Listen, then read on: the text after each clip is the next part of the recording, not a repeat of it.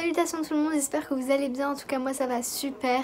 Aujourd'hui je vous retrouve enfin pour ma vidéo achat manga de février 2020. Je suis un peu en retard en ce moment et je poste moins de vidéos que d'habitude. C'est pas que j'ai pas le temps, c'est juste que j'ai plus trop d'idées de vidéos et que quand j'ai une idée, j'ai un peu la flemme de la faire. En ce moment j'ai pas envie de me prendre la tête sur YouTube, du coup voilà. Donc dans cet achat manga, j'ai 10 mangas à vous présenter, c'est quand même pas mal. J'en ai acheté qu'un seul en neuf, sinon les 9 autres ont été achetés d'occasion. Du coup on va tout de suite commencer par le seul tome que j'ai acheté neuf et que j'ai déjà lu. C'est le 4e tome de la quête de 100 ans de Fairy Tail. Je l'ai lu et j'ai vraiment beaucoup aimé. Regardez-moi Jelal comme il est trop beau. À la fin on a un punaise de suspense et il va falloir que j'attende jusqu'à mai pour avoir la suite. C'est un peu triste. Je me tâte à lire les scans mais je pense que je vais attendre la sortie en format papier parce que pour ceux qui me connaissent, je n'aime pas lire les scans. Je n'ai lu que les scans du tout premier tome de Fairy Tail parce que j'étais en cours et que je m'ennuyais. Parce que sinon je n'aime vraiment pas ça. Le manga coûte 6,95 € et c'est un manga de chez Pika Édition. Alors ensuite d'occasion j'ai complété un petit peu mes Fairy Tail puisque c'est une série que j'aimerais bien compléter totalement comme les Naruto que vous pouvez apercevoir dans ma mangatech. Mais je vais pas faire comme Naruto et acheter tous les tomes d'un coup, je vais les compléter par-ci par-là. Du coup d'occasion je suis tombée sur le tome 6 et 7 à 4 € l'unité. Donc du coup franchement j'ai pas hésité une seule seconde. Donc Fairy Tail est une série terminée en 63 tomes qui coûte 6,95 € l'unité pour ceux qui ne sauraient pas.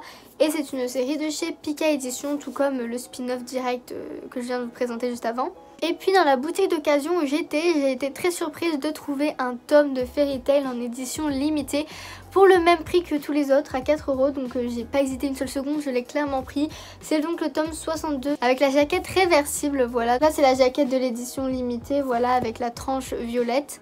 Et la jaquette de base elle est comme ceci.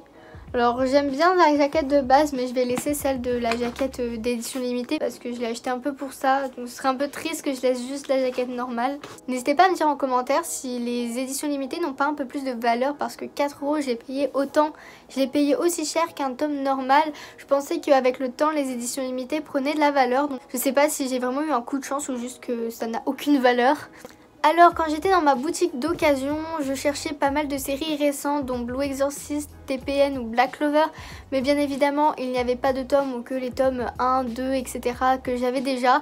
Du coup j'ai dû me rabattre sur d'autres séries mais ça m'a permis quand même de compléter certaines séries donc je suis plutôt contente. J'ai notamment commencé à compléter avec le tome 2 et 3 Soul Eater. J'avais vraiment adoré le tome 1 si vous avez suivi mes vlogmas, il me semble que j'en parle dans le dernier ou l'avant-dernier. Et du coup j'avais envie un peu de continuer, voilà il y a 25 tomes. Voilà les tomes je les ai payés pareil 4 € et ils sont presque en excellent état. En plus c'est une assez vieille série donc après c'est normal les tomes sont jaunis mais franchement voilà hâte de lire la suite. Ensuite j'ai eu un coup de chance puisque j'ai trouvé le tome 2 de Pandora Hearts. J'avais juste le tome 1 et c'était le seul tome qui était présent dans la boutique donc j'ai vraiment eu de la chance que ça tombe sur le tome qu'il me fallait. Du coup je l'ai pris parce que déjà il était en excellent état franchement. La série de base coûte assez cher, c'est 7,60 € il me semble. Je trouve ça vraiment abusé. Donc là je l'ai eu pour 4 € donc je suis vraiment contente. Pandora Hearts j'avais été assez mitigée sur le tome 1. Pourtant les dessins sont vraiment magnifiques. Mais juste le scénario me laissait un peu perplexe. Je ne comprenais pas tout et je sais pas s'il y a que moi parce qu'il y en a beaucoup qui en disent que du bien de ce livre. Du coup je voulais me faire un avis concret avec le 2e tome. Et du coup je vous en reparlerai je pense sur mon compte Instagram. Donc n'hésitez pas à me suivre, je vous le mets juste ici. Alors ensuite il me reste 3 tomes à vous présenter dont 2 nouvelles séries que je commence. Je m'étais dit en 2020 Perrine t'essayes de compléter toutes les séries que t'as commencé en 2019 parce que j'en ai commencé énormément en même temps. Sauf que j'ai craqué pour 2 nouvelles séries qui étaient pas chères d'occasion et du coup voilà quoi. Alors tout d'abord j'ai pris le tome 1 de Magus of the Library de Mitsu Izumi. Alors c'est un manga qui me faisait de l'œil depuis un bon moment, il était dans ma liste sur Manga Collect. Les tomes sont vraiment énormes et je trouve les dessins juste sublimes parce qu'ils font tellement, je sais pas comment vous expliquer, ils font adultes un peu et enfin je sais pas, je suis in love de cette pack graphique. Mais les tomes coûtent assez cher en neuf, il me semble, je me suis jamais vraiment penchée dessus. Mais de le trouver d'occasion, là, il était tout seul au milieu du rayon. En plus, il est en excellent état, je pense que la personne l'a acheté et l'a direct revendu parce que franchement, il est comme neuf. Le tome est vraiment hyper épais, il y a 3 tomes de sortie à l'heure actuelle, que ce soit en France ou au Japon. On a rattrapé la parution japonaise, donc maintenant il faut juste attendre, ça va être long. Mais du coup voilà, j'ai très hâte de le lire. C'est un manga de chez Kyun. Et la jaquette, et je sais pas comment vous expliquer, elle est granuleuse, elle est pas lisse comme toutes les autres jaquettes. Et je sais pas, je trouve que ça rajoute un charme au livre. Bref, hâte de vous en faire une petite review également. Donc ça se passera sur mon compte Instagram. Je pense pas de faire de review lecture sur YouTube parce que ce serait vraiment trop long. Je suis pas très active sur Instagram, surtout en ce moment. Mais quand je lis ou que je regarde un animé en général, je vous mets une petite story pour vous prévenir. Bref, et pour terminer la vidéo, j'ai pris les tomes 1 et 2 de Seraph of the End. Alors cette série, elle me faisait tellement de l'œil depuis des mois, vraiment depuis juillet-août, je la vois dans les magasins, j'ai trop envie de la prendre, les couvertures sont magnifiques, ça parle de vampires, j'adore ça. Je sais qu'il y a un animé également avec 12 ou 13 épisodes, mais je voulais vraiment commencer par le manga.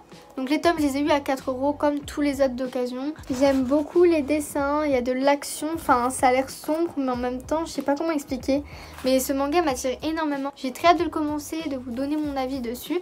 En plus vraiment la couverture, mais je me répète, mais elles sont magnifiques. C'est un manga de chez Kana et ça doit être un shonen. Je me suis pas renseignée, mais dans la logique c'en est un. Je sais que c'est une série en cours de parution encore, du coup voilà. Du coup voilà, la vidéo est terminée, j'espère qu'elle vous aura plu. Ce mois-ci j'ai été plutôt raisonnable au niveau de mes achats, je sais pas du tout comment ça va se passer en mars. Bref, si la vidéo vous a plu, n'hésitez pas à lâcher un pouce bleu, à commenter la vidéo ou à vous abonner si c'est pas déjà fait. Sur ce, moi je vous dis à la prochaine, bye tout le monde.